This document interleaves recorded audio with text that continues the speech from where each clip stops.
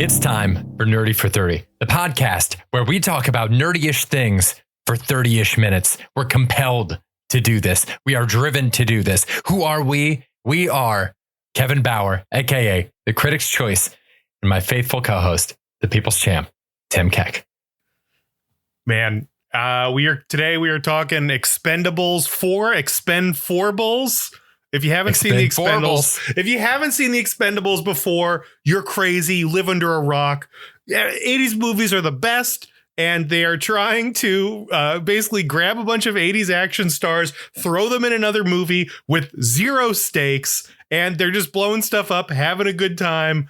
It's awesome. They are like they basically assemble a team of mercenaries to go do the things that like the government can't get involved in, and they do it in, I would say, the most absurd and unpractical ways possible, but it's a good ride. Would recommend.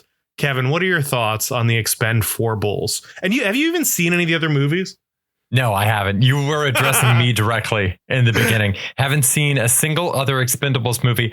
And the reason why is 80s movies were great. 2010s movies famously were not. Everyone for a solid 10 years forgot how to make a fucking movie. And it wasn't until the 2020s that we had a resurgence of quality.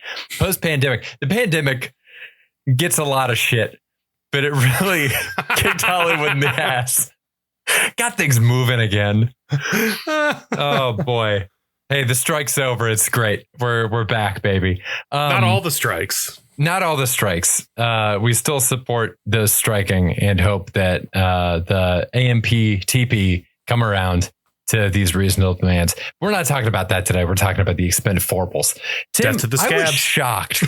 I was absolutely shocked when I turned to you after the credits rolled and I said, that was a lot of Jason Statham. And you told me that this franchise is primarily a Jason Statham franchise. That blew my mind. I thought the whole thing was like vignettes of this huge cast blowing shit up. See, I don't know if I'm right about this. I rewatched the third one after this. I remember the first two being much more about Jason Statham because realistically, if we're comparing who is like the most efficient person to be carrying an action movie, Jason Statham's still in the prime of his life, baby. He's got decades left. Stallone, I mean, he'll stand there, he'll smash some dude's head in, and he'll kick ass. I don't really want to see him run anywhere, you know? Jason Statham's kicking people in the face. I don't think Stallone, we don't see Stallone go upstairs in any of these movies. So, and I think that's fine. I think that's fine. It's great. It's cool that he's here. Tim, Stallone is like a horse. You can lead him upstairs, but you cannot get him back down. The film crews have been advised about this. Is that horses or cows? I want to say it's any even remotely bovine animal. If you get a deer on the second floor of your house, you better start bringing food up there because that's where he lives now. Because now if you have a deer on the second story of your house, you have to bring food up there to feed this deer. Now you are. If a deer invades your home and camps out on the second floor, tough cookies. Better start feeding that deer.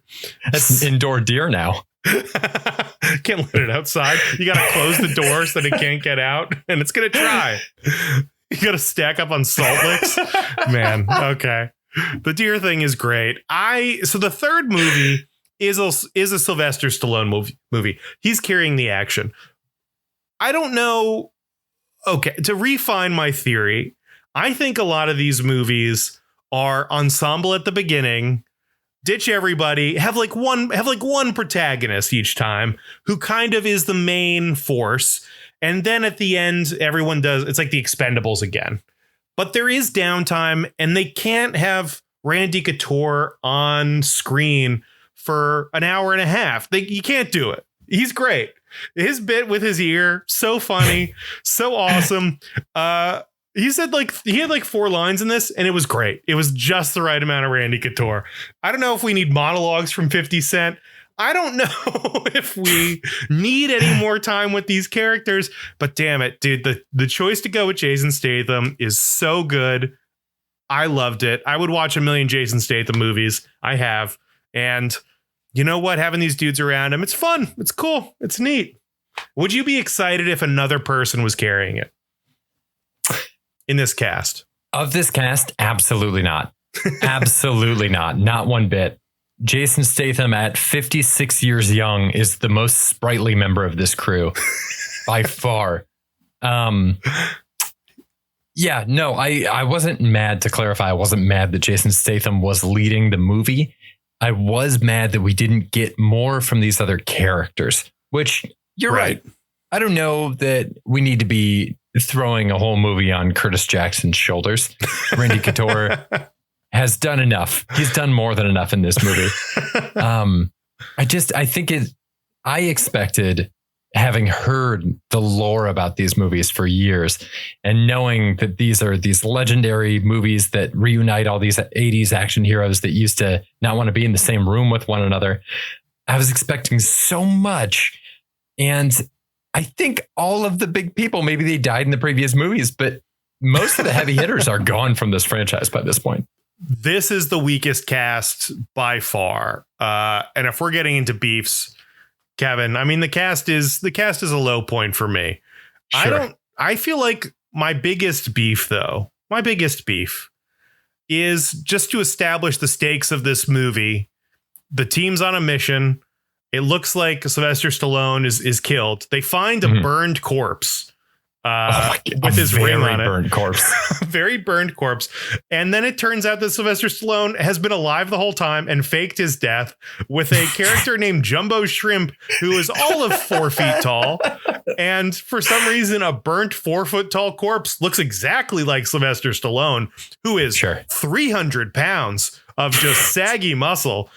And the idea that these bodies would look similar at all is crazy. The fact that the ring that Stallone wears didn't keep falling off the skeleton's finger the whole time was insane. That would have been a fucking belt for Jumbo Shrimp. They had the ring on a dildo in the beginning of the movie. I think I leaned over to you. It's behind the bar. The movie opens with Stallone and Statham going to get Stallone's ring back. He lost in the thumb wrestling competition in a hilarious joke throwback to Over the Top. And they have, he's like, all right, where's the ring? And the bartender gestures behind him. Gestures behind him. He gestures behind. They're all joking around to a double dildo. It's not a single dildo. It's a dildo with like another penis coming off of where the testicles should be. Yeah. And the ring is on the bigger of the peni. It's on the thick one. And I leaned over and was like, how big is Stallone's thumb?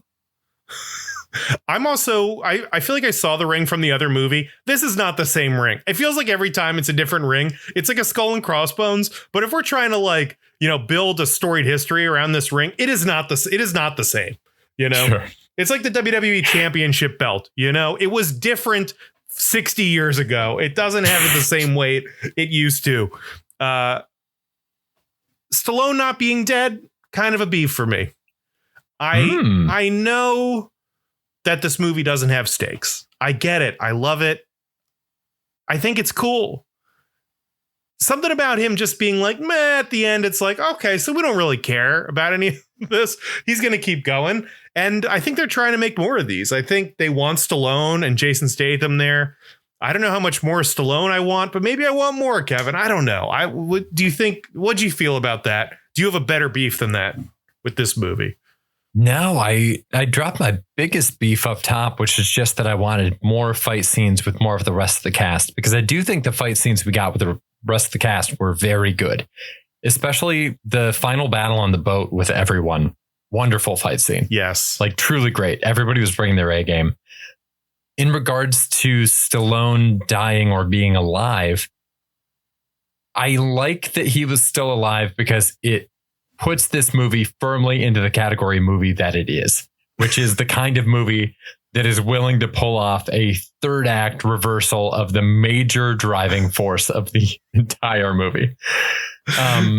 It just tells you exactly what it is. And I have so much respect for a movie that's willing to do that. I mean, right off the top, you know what kind of a movie it is, because the jokes are all like dad humor. They're making like bald jokes, like fat jokes, like short jokes. Like they're just mocking physical appearance. I mean, honestly, it's refreshing that people can just like insult people for the way they look. And everyone's like, yeah, here we are. This is what we do now. You know, it was just it's a throwback to the 80s. Tim. It's a throwback to the 80s. 80s men, 80s values. Where men were men and they could hurt each other. And finally, someone willing to punch down. And then my thief for this is they do a car chase, which is fun. And they're racing around this building and there's like two people in a car. One guy's gunning on top. One person's driving and they get to like a giant pile of trash with some other trash kind of leaning on top of it to form some sort of a ramp. And the guys like the guy gunning gets into the car and then the guy driving is like, all right, let's do this or whatever. I guess we got to go. And then they hit this ramp and it's cool. They go up in the air. They come back down the other side and they land. Right behind them is the second car that just drove around the pile and lost no time or speed whatsoever. And I'm like, that somehow tells me everything I need to know about the Expendables. Like, we're not about, you know, driving around obstacles. We're going out of our way to go through them, over them, under them, whatever. This is 100% pure entertainment value. And I know I'm saying that after beefing about Stallone, but him being alive fits perfectly into like what the Expendables is, honestly. Totally. Yeah. I feel like the heart of the Expendables franchise should be overkill. One of these action heroes could usually handle all these things. I remember people talking about this with Ant-Man and the Wasp: Quantumania. The soft pitch that Peyton Reed had for the movie is what happens when one single Avenger encounters an Avengers team level threat. That's what he was trying to sell the movie as, whether or not he actually succeeded to do so. I feel like the Expendables movies should all be a situation that one of these action heroes could have solved on their own in the 80s alone. And now it's being hit by 12 of them together. Like it's a job that needs a hammer, but instead you're just bringing in like a bulldozer and just running it over. You know, that nail is getting wrecked. 100%. Yeah, they could do more of that. Yeah, but it's good. It's nice to be wanting more too, even though it's Jason Statham. What's your biggest thief, Kevin? Biggest thief for me is probably that this movie has a 13% right now on Rotten Tomatoes, which means that with everything about this movie, it still somehow managed to be underrated. Oh my God. I thought this was significantly better than a 13%. I had a blast watching this movie. Who like went to go see this movie and was like surprised, or like this is the fourth one. It stars Sylvester Stallone, and there's people who are walking away from this like, you know, I don't know if it's going to be an Oscar contention, or I don't know about the acting performance of whoever it was. Terry Crews. Incredible. Megan Fox was the real lead 4. We really needed. I mean, just useless info. Yeah. Wow. Yeah, I'm saying, man, this is why it's great that we finally broke out tiers and classes for these movies, because it seems like a lot of people came into this expecting the wrong class of movie. They're crazy. They're crazy. Speaking of crazy, there's a bunch of characters in this. I thought we could, you know, get to know them a little bit by maybe doing a little draft. Kevin, how does that sound? I'm into it, dude. Let's go. Let's do this. I'll give you first pick, and we're just going to go, I think, only 10 deep, because I don't know if there's a lot here, honestly. Let's pick teams to go to fight each other, you know? Okay. And you pick the best team that you think could kick my team's ass, and I'll do the same. And I'll give you the honor of first pick, which I feel like is a no-brainer, Kevin. That sounds great. I'm 100% with you. It's a no-brainer. I think we both know exactly who this is. But before I formally make the pick, I got to clarify. Is it heroes only? Am I allowed to have an antagonist on my team? Any or is character from the movie. Literally any character from the movie. Any character from the movie. I gotta go Tony Jaa. Oh no! Oh, Tony Jaa ruled. You know why I think this Wow. movie hit so hard with both of us? It is a trope fest, dude. This is tropes from start to finish. Everybody has their distinct thing. Tony Jaa comes into this. I'm assuming most of the people listening to this podcast haven't watched the movie. They're just coming to this with morbid curiosity. I'll lay out Tony Jaa's thing. He used to be this insanely talented killer. He was like faster than a bullet. Like he was like a viper striking before people could even see. And he shepherds Jason Statham to the boat where the rest of the Expendables are being held captured. And Jason Statham's like, what's the matter? Aren't you coming up to do this fight with me?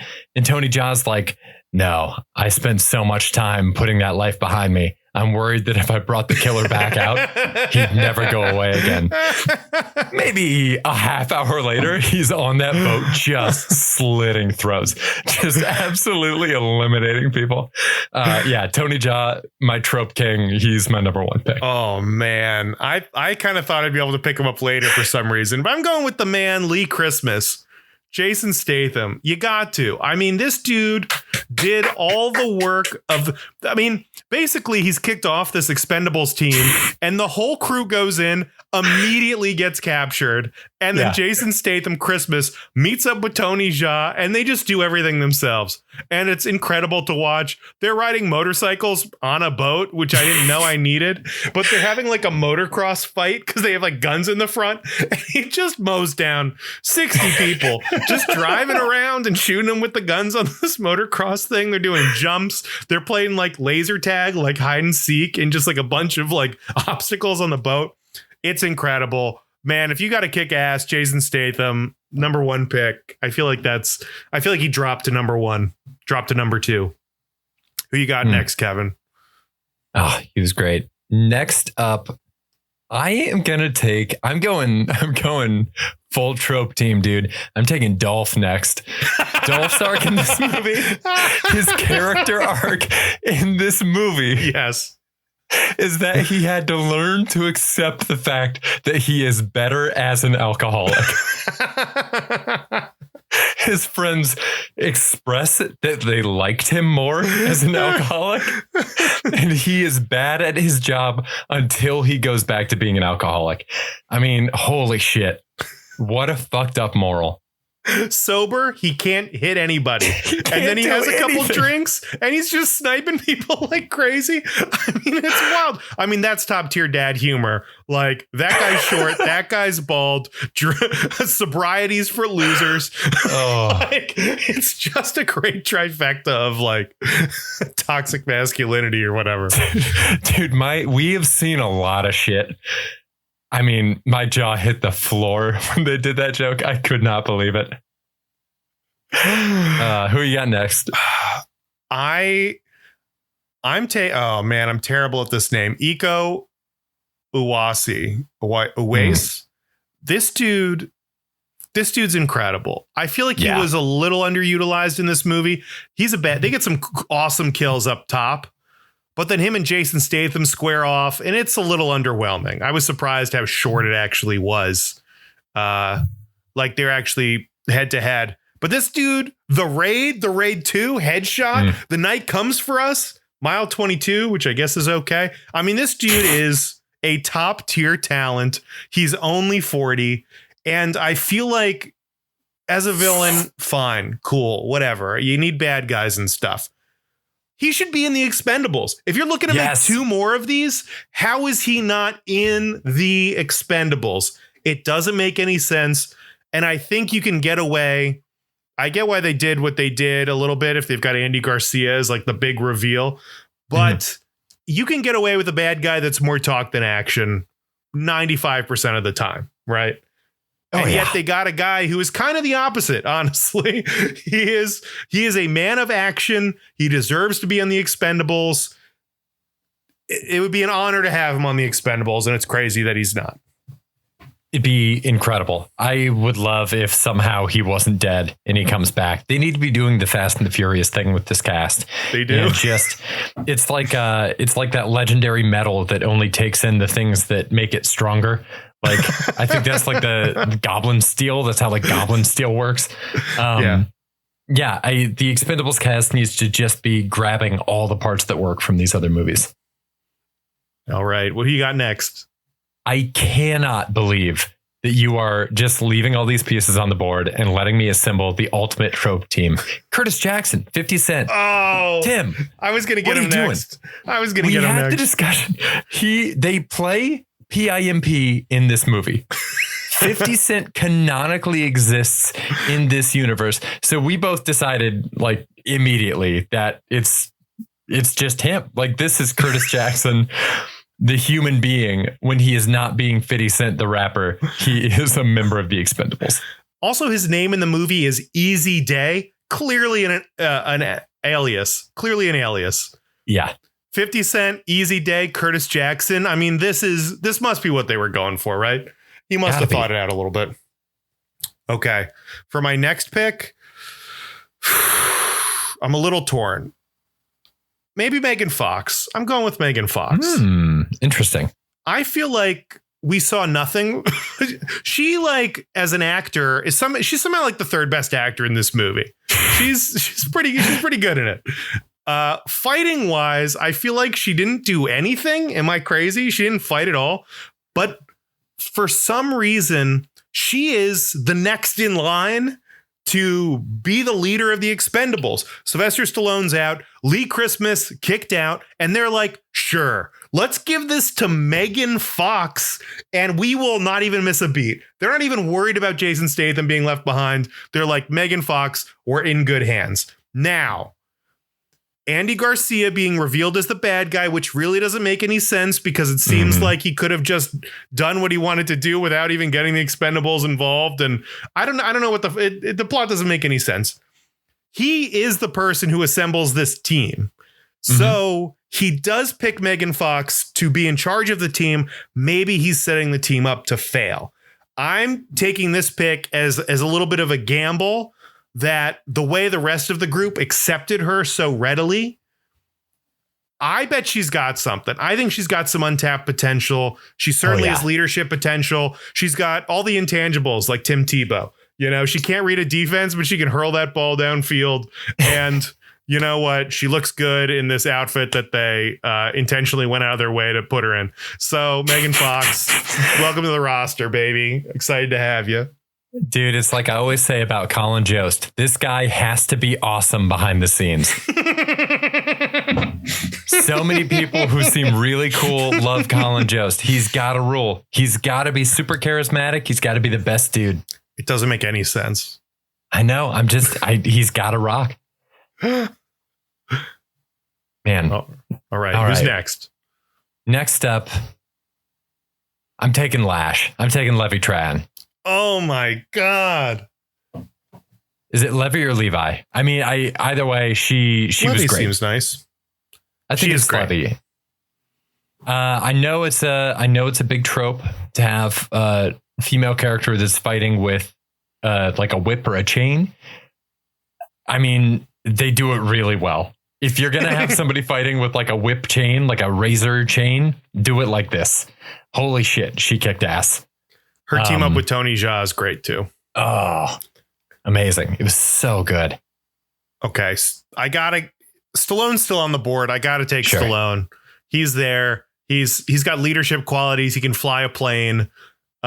He won't land it for some reason. And he's going to insist on flying immediately overhead of the big guns that can take down an airplane. Yeah. But I respect that about him. And, and I think he's going to be a good addition to the team. Kevin, who's your is your last pick? It's my last pick. This is rounding out my team. I'm taking Andy Garcia. Look, I know he turned out to be bad, but both of us loved when he showed up. He brings a great energy to this movie. You're talking dad jokes. He's talking about balls the entire movie. He is a dad joke king. Speaking of balls, we're talking about a character that stays on a boat to fist fight someone when the boat is 4 minutes away from having a nuclear bomb go off in his hull. Yeah. Andy Garcia does nothing for me, but somehow he's the scariest person in this movie. And I don't, I like him as an actor. I'm not sure why he's in the Expendables. Randy Couture is still on the board.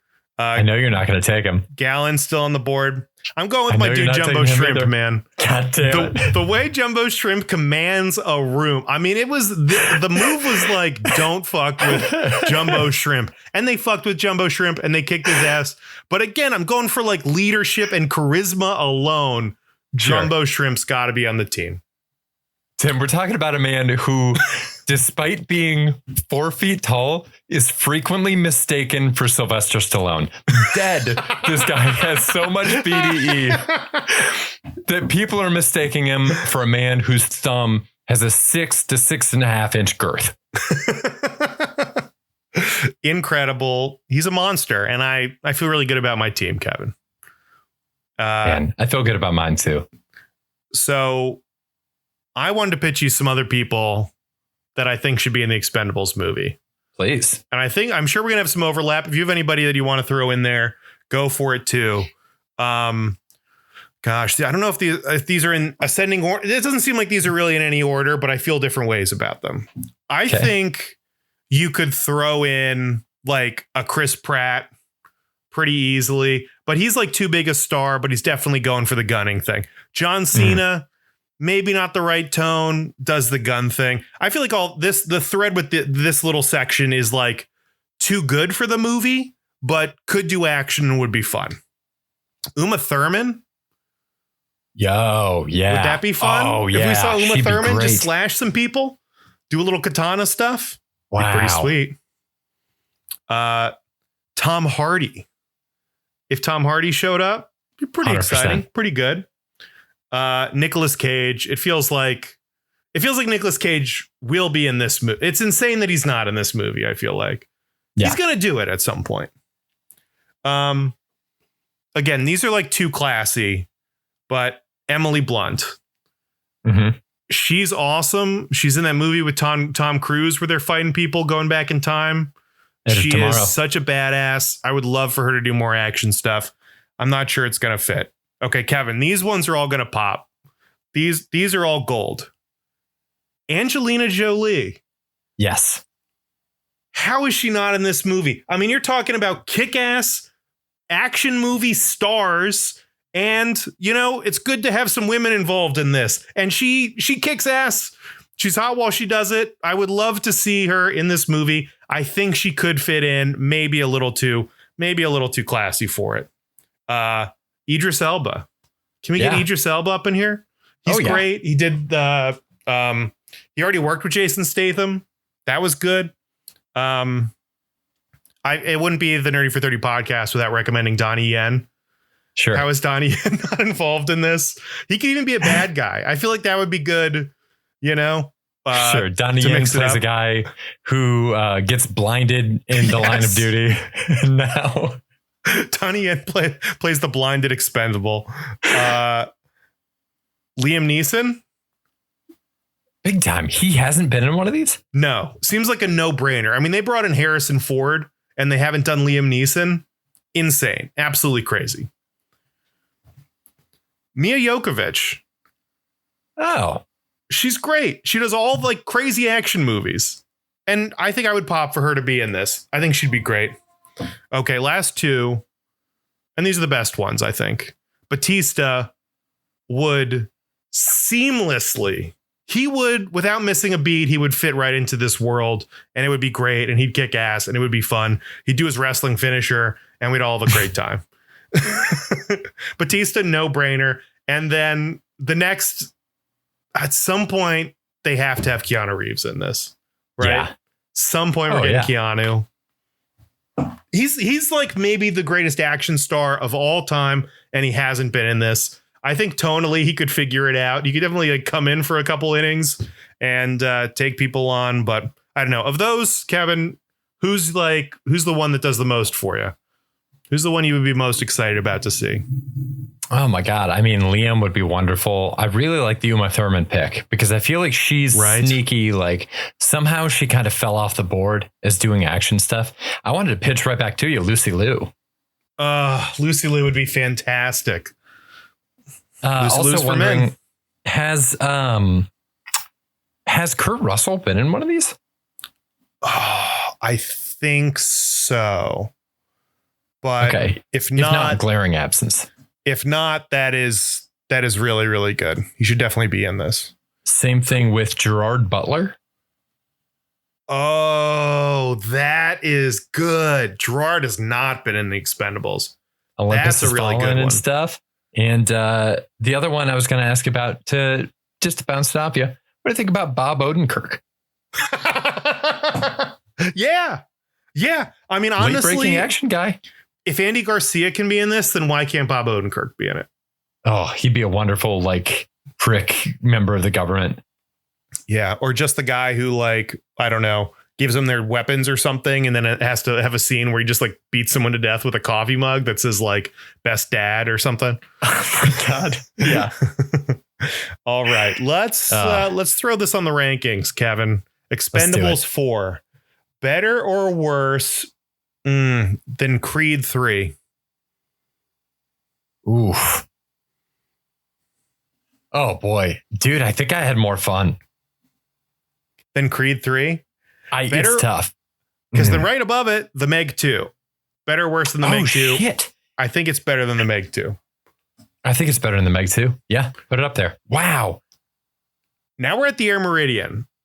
Is this above the Air Meridian? I think it is. I think it is. This might be as high as it goes because next we've got Super Mario Bros. No, I don't know. Super Mario Bros. Barbie, Oppenheimer. Is it better than both of those? I think it is. So somehow, dude, I think it's better than Super Mario Bros. I don't think it can. Maybe. Maybe I had a lot of fun watching this movie. Go with our gut. Then it's Everything Everywhere All at Once. Fast X. I don't know. I don't think so. No, I don't think it takes. It definitely doesn't take Fast X. It definitely doesn't take Everything Everywhere All at Once. I think it hops. You think it hops Barbenheimer? Barbenheimer, yeah. And then we go with it. So incredible. Prestigious, solid. This is a solid, right? This is oh man. Yeah, it's like it has all the makings of a whiff, but I mean it ends up being a solid movie. They whiffed so hard that it became a solid movie. Yeah, I don't think they whiffed at all. I think it's like it's solid. It's like bad, but so much fun. It's really solid.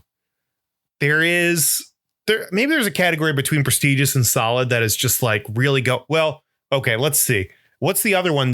What's the next one? How would you say it? Great, really good for what it is, or like fun but not good? I could probably just go with fun. I could go with fun. I could go with I'm good with fun or fun bad, but I think fun. Yeah, the action was really good. Is it that bad? I mean, it's pretty bad, dude. This is a bad movie that we had a blast watching. Okay. For fun bad, does the badness make it more fun? I mean, the ramp thing, totally unnecessary, but it's so funny. Arnold Schwarzenegger is quoting lines from his movies completely uninvited, like just out of the blue. He's bringing them up. Maybe fun bad. This might be our first fun bad, Kevin. Do you like that? It is. Yeah, I think it's fun bad. All right. This is great. I had a great time talking about this movie. I maybe had a better time watching it, but still. I liked it both. It's a good time. What did you think? Did you watch this? Let us know. nerdy430@gmail.com. We're running out of time. We'll be back here again next week with A Haunting in Venice. Hercule Poirot. We love him. We'll see you there. Till then, stay nerdy, everybody. Bye. Stay nerdy. Bye.